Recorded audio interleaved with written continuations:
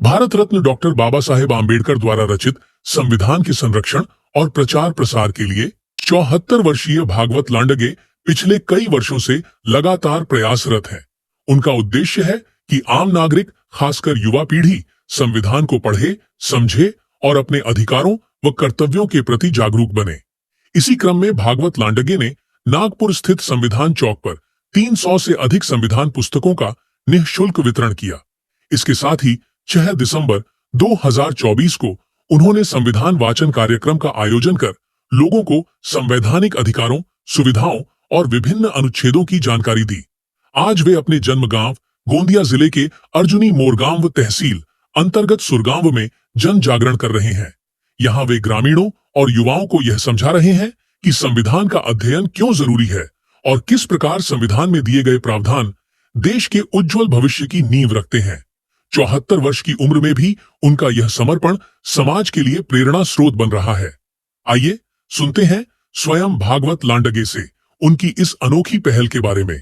हे माझे उद्याचं दुसरं उपक्रम आहे।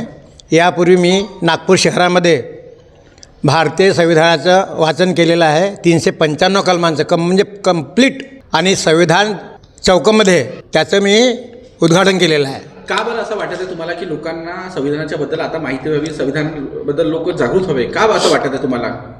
ते कसं आहे की जसं भारतीय संविधान आहे हे अनेकांच्या हिशोबाने प्रत्येकाच्या घरात पोहोचलेलं नाही किंवा लोकांनी वाचलेलं नाही, आणि ही वाचन संस्कृती पुढे व्हावी आणि वाचनाचा छंद असावा। प्रत्येक माणसाला ते भारतीय संविधान काय आहे ते कळलं पाहिजे। त्या उद्देशाने जेव्हा मी याचा अभ्यास केला तर मला असं वाटतं की 80% लोक फक्त जागृत नाही आहे, फक्त 20% लोकांच्या घरामध्ये हे संविधान पोहोचलेलं आहे। आणि म्हणून मी उपक्रम चालू केला की आता हे जे सुरगाव आहे, जे माझं जन्मगाव आहे, त्या गावाच्या प्रत्येक कुटुंबांना मी त्या संविधानाचं पुस्तक सप्रेम भेट देणार आहे।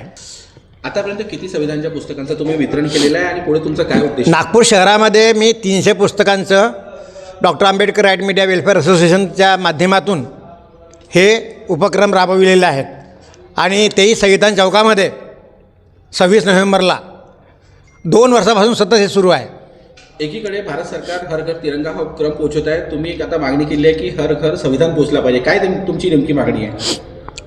मागणी म्हणजे भारतीय संविधान हे जे विद्यार्थी आहेत शाळेचे त्यांना कळलं पाहिजे, कारण की मेन दुवा शाळेचा असतो, आणि शाळेमध्ये जर विद्यार्थी शिकत असतील तर त्यांना भारताचं संविधान काय आहे ते कळलं पाहिजे। कारण की हे संविधानाचं पुस्तक नाही आहे, हे नुसतं कायद्याचं पुस्तक आहे ज्याच्यामुळे देश चालतो आहे, आणि म्हणून देशहित लक्षात ठेवून मी हा कार्यक्रम राबवलेला आहे।